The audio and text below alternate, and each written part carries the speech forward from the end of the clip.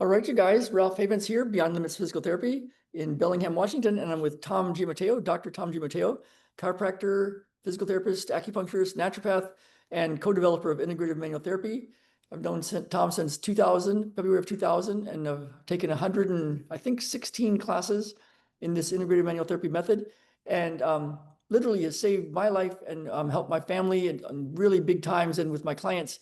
And today we're going to talk about something that's been up, it seems, in the world and for people a lot is the inner stuff, and the inner stuff that can get in the way of healing, and the mental emotional pain and the heart sadness. And so I'll tell a story first and then open it up to Tom of the way we find and help people find the root cause of stuff like this, and then clear it up. So back in 2003, I ran a marathon, New York City Marathon, and I ran my worst time ever. And won't go into big details, but it was girlfriend related. It was on and off and all sorts of problems around that sort of thing. And I literally ran an hour and 20 minutes slower than my best time. It was like I was about 40 minutes slower than what I should have run that day. But that physical stuff, performance can get in the way, stuff on the inside can get in the way of that. And I had numerous clients that, not everybody, but I've had clients that have come to see me with headaches, neck pain, back pain. I'm thinking of one in particular. And when I did the mapping, I found spiritual pain. And so we did the techniques to release that. It's in the lungs. It was in her lungs, and her neck and back and headache pain went away. And she asked me what it was, and I told her that it was this deep sadness and grief. And then she told me who had died in her life. And it was really significant. You can't talk your way out of that kind of pain, but it is in the body, and there's a way to release it, and it can cause physical things. And one last thing before we get it to Tom was I was talking to Ben, because Ben, when he was a young guy, like 5 or so, didn't want to swim, didn't want to put his head under the water. And he did almost drown once, really, really serious. So, that's understandable. But he also, I remember one time when he was a little guy, like 6 months old, he was by the little kiddie pool in our backyard in San Diego. We got a picture with Jen and him, but Jen walked away, and then I was a distance away, and he put his hands on the kiddie pool and fell face first into the water and just freaked out, and we all freaked out. And so I thought, well, there's some reasons he didn't want to put his head under the water. And we did the process that we use, the peace process, to go clear that inner stuff. And in one drive, an hour drive to the pool, one day he cleared it and he put his head under the water and he learned to swim. So I want to talk to Tom about stuff, because you have mapping, Tom. You've taught me mapping, and sometimes somebody comes in with a physical problem, but we don't get to start doing the physical stuff yet because something else is in the way that's non-physical. Can you just open up the IMT world to people and how you figure stuff like that out? How do we get? People come to you and people come to us, and after they haven't gotten results, and people are trying to do physical techniques to people, but physical isn't the door in sometimes. Right. Thank you, Ralph. Hi. Hi, and thank you. Happy fall. Yes. So this week in my office, we're having the 3rd year of the Connecticut School of Integrative Manual Therapy. And we can teach healers from all different walks of life.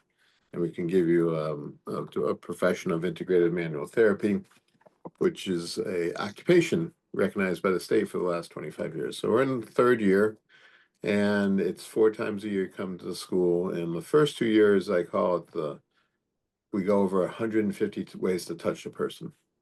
Right? And do you feel skin? Do you feel ligaments? Do you feel lymph nodes? How about the arteries? How about the white blood cells? And we have a palpation skill, just like reading Braille. You don't know what the bumps mean until you start to focus on them. So 3rd year, we fall semester, which is the September class, is IDAP and then IDS 3. IDAP stands for Integrative Diagnostics Applied Psychosynthesis. And applied psychosynthesis is a form of psychology by Dazzoli, who's an Italian psychologist, just like Freud and Gestalt They're all different flavors, but the whole is in Disology, the applied psychosynthesis. You have to adapt, you have to go into it, you have to see and walk in very carefully. And the second class here is Integrative Diagnostics series, where we go and review all those 150 touches and all the little torques in the body. So integrative manual therapy is the new future of structural medicine and bringing structure into the foundations of mind, body, and spirit. Okay, so a person is not just their muscles, it's not just the gallbladder, it's not just their heart. And traditional Western allopathic philosophies is cut you up, fix the parts, and everything should be better. And it's not successful 90% of the time. But they're really good if you're in a car accident and you need your arm sewn on, type of thing. But they don't help with the longevity pieces. And we were sharing a couple things of, one guy had heart palpitations and, somebody else couldn't walk. But they all have different components. One could be physical, that the muscles don't work. Another one could be neuro. Another one how can emotions actually affect how you move and how you walk? It's been known in acupuncture for 3,000 to 4,000 years already. We just choose as Americans in Western medicine to say, nope, that's just psychology. That goes over here. It has nothing to do with your heart rate, how bad you feel, how your chemistries are. And we're having a discussion. And somebody was super happy. How fast you run a marathon. Yeah, or how fast you run a marathon and how much weight's on your shoulders. Yeah. So all those can drain you. So we can be drained in the physical, we could be drained in mental and emotional, and we can be drained from a connection to the universe type of process.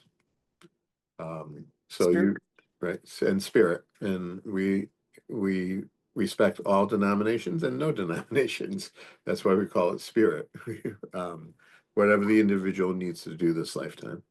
And your story of the gentleman who came in and your bad marathon, this week I saw two people. My assistant, who was 24, suffering, and 4 years ago was in a wheelchair and not being able to make it to work every day or even go to class because she was in college, is now in the Swiss Alps, traveling an hour on subway to go to Geneva and teaching English as a second language and going in the lake doing cold plunges and walking up hills. And she gets mad at me once in a while because I made her life expectations, the expectations she never had before because she was so depressed. Yeah. We got one more ring to go. So sorry about that. Yeah. And then we had another family move to Norway, and the woman comments, she's a physical therapist, how much fresher she feels, how much the environment is. The United States is a super stressed out, non-functional world. So Yeah. if everybody could just move to those two countries, I think we'll have a better life anyway. But spirit, and if you have heartache, how are you expecting your heart to pump fast that you need in a marathon? It makes sense to me.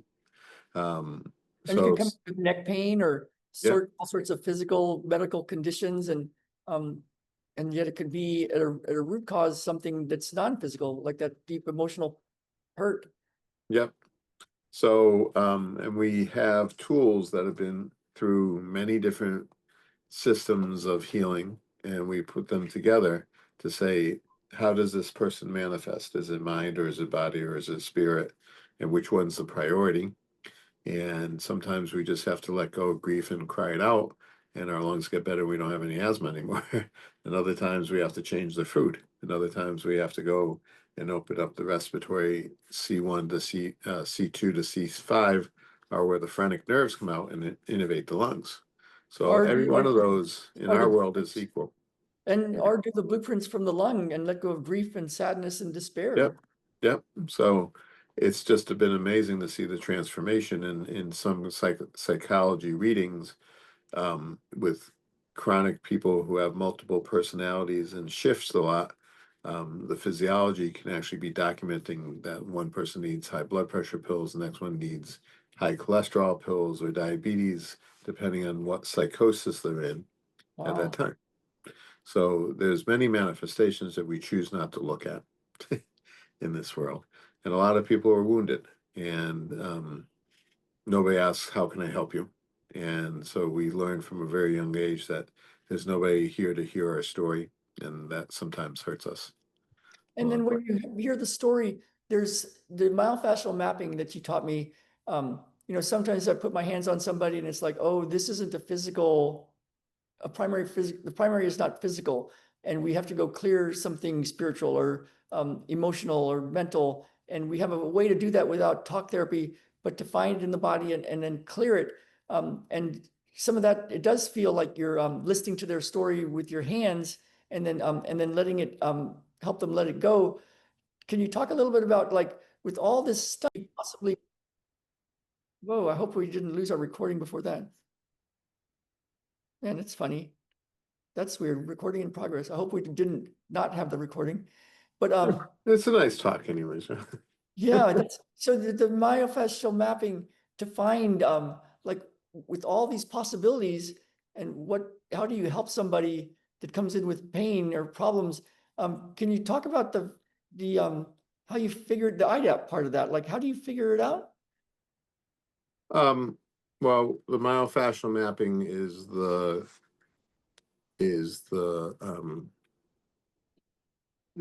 premium diagnostic that I have found that blends all the other tools together. It transcends physiological, emotional, mental, and psychological, and even some realms of spirituality. So what would that mean is, it's just as good as picking up a fracture on a on a bone sometimes, or seeing bruised organs, or seeing if a gland is actually structured well. That's the physical. And we can actually palpate and then do lab tests to see how your hormones levels are going in some of your blood pieces. We've demonstrated that before. We've also stepped into the realms of looking at spirituality and how structure drives emotions sometimes. So neurolinguistic processing, another form of psychotherapy, really gets and bioenergetics is another one that show that if you move your body in a certain way, it will bring up happiness, it will bring up sadness, it will bring up all these things. So when you go to yoga, and you're lying in Shavasana, which is the last piece where you're lying and sleeping half the time, sometimes they come in and tap the breastbone and they say it supports the immune system. Structurally, yeah, it's pushing on the thymus and it's making the white blood cells happy and jiggled, and they go out and do that whole process. So that's one of the tools. In Chinese medicine, traditional Chinese medicine, and in Ayurvedic medicine from India, they actually use a tool which is called pulse diagnosis, where the doctor just puts their hands gently on the radial artery, and with little pressure, he can bend that artery in 4 different positions, and he probably can tell you your history of life in it. Beyond the systematic debacling of what science is today. A lot of people think, well, if it's not in a science paper, it's not right. And there's technologies out there like the pyramids, or different flows that we don't understand. So these types of healings have been going on for a long time. Reiki and aura reading and other things in many cultures can be done by a number of different people in training of that. So instead of saying, well, if it doesn't have a paper, it's not true. The second question is, well, do we have the technology to understand what we're trying to see at the same Yeah. time? And one thing that's really cool that you and I use is we always test and retest real things, like ranges of motion, like you just say, Yeah. stand them, bend them, walk them before and after, because that's really sold me on IMT was Yeah. my running was way better after the first class, even though the techniques looked really like, what is this? So we're having a discussion at the upper level, and my students are saying, I don't know how to prove to people that the gluten and grains are bad for them and they're toxin. And I'm a homeopathic compounder. That means I make nutrition and vitamins that are homeopathic level or energetic level. So I had my sample of alcohol tinctures to stabilize those in there. So I had a bottle of grain alcohol, a bottle of corn vodka, a bottle of potato vodka, and a bottle of beet vodka, and they blindly were able to feel the difference in the bodies of which one regulated and which one pulled down the gluten system and made that bad in the whole piece. And it was really fun to see that. And then you have Western medicine says, well, you distill it and there can't be any gluten in it. Yeah. So there are many different facets that we don't understand in the classical AMA, American Medical Association's philosophies, the directors of science and everything else. So we're at a Yeah. really big cusp at, right, of, well, somebody told me this and now it's not true. And is it true? Oh, So, yeah. and that was religion before. So the ebbs of man's brain throughout the centuries of history have always gone through something like this. Yeah, the earth is flat. Oh, the earth's not flat. The Yeah. sun comes up. Oh, the sun doesn't really come up. We're really like spinning around. Right. Yeah. Yeah. And So it's your picture of what you are. Right. yeah, I had a client that we had my spring water from out by the Mount Baker, and then she brought in her reverse osmosis water and her city water, and then I had 2 packets of Splenda. This is an interesting thing, and so she had her hand on her thymus, and she could feel the difference between them. She got it 100% right. Which one is the good spring water? Which one was better than which one was the tap water, and then which one was a little better the reverse osmosis water. And then she touched the Splenda and it was like, oh yeah, I could tell that's not good by just feeling her own thymus area. And what was interesting, here's something interesting. On the back of the thymus packet, I mean, of the Splenda packet, it had a really positive saying. I forgot what the saying was. It was something like happiness is on the inside, or it just said something really positive. So I, without telling her, I just had the packets where she could feel it looking at the Splenda. And I said, okay, close your eyes. And I put one of the packets of Splenda and I flipped it over. So that one, the top part of it said, whatever it said, like happiness is on the inside. And then she tested it and she goes, oh, this one's not as bad. This one feels pretty okay. And, but the regular Splenda that was flipped where you could just see Splenda felt terrible. And so I said, open your eyes. And she's like, oh, that's weird. But I just had this thought, like, like the messages in water, the saying on the Splenda packet made her testing a bit better. Isn't that weird? Right. Yeah. I mean, I They're don't know. strong. I Yeah. mean, you wouldn't want to drink that Splenda anyway. I wouldn't, but that's really interesting. And I have one guy that I'd have to have you test him for me, because it's like I test him. It's like, I don't think you have a gluten problem. And he went to a really good IMTer from the East Coast, Elena. I think you might know her from a long time ago, Ivana. And she had told him he didn't have a gluten problem. And I was talking about, I was like, I think it's just because you're so dang happy. I mean, he's like the happiest guy I've ever seen. It's like, Mhm. what is that? I mean, and I have clients that say, Well, can't you just transcend the gluten thing and make it okay where I can have it? And um, that's all off track. we got into philosophical process of that. Yeah, And that's another whole topic. But so but what I want you to like just I mean, I hope people are getting this idea, like you and I, you taught me this, can map the body to find out what it is that person is dealing with. Is it physical, emotional, spiritual? Is it something else that needs to be fixed up? Is it a toxin in the diet or the water? And then go to the primary thing. That's the hallmark. That's the thing that I think IMT has that other systems have parts of, but not as big as IMT. right. So hopefully that gives everybody a glimpse into this whole process. Yeah, and then I'll put links below for some of the processes we use to like go inside and clear the anxiety, stress, and overwhelm. One that I use that's very simple, and so I'll put a link in there. And then you could show the homework from the neurofascial processing side of it. Yeah, too. yeah, because literally you could put your hands on different spots on your body, like heart and liver, and help your body heal. So I'll put a bunch of links below. Reach out to me and Tom if you have any issues that you need help with. And oh my goodness, Tom, I don't know if we even recorded this much at all. I see Facebook sitting here going, it looks like it says go live, and I'm like, I was live. So Uh-oh. I'll see if we Let got me it. know, Ralph. Okay, I'll let you know. We'll And go read that poem. okay, I'll read the And poem. I'm gonna resend you I'm gonna send it to you one more time because I got it. I got Huh? it. It's on my email. Yeah, but I changed the Oh, you changed it? Okay. Okay, I'll get all this in one place, and I'm gonna go see if we recorded anything. This is Okay. crazy, man. You have to tell me what's going on in the Mercury, man. All Mercury. Okay, thank you, Tom. Bye. Thank you so much.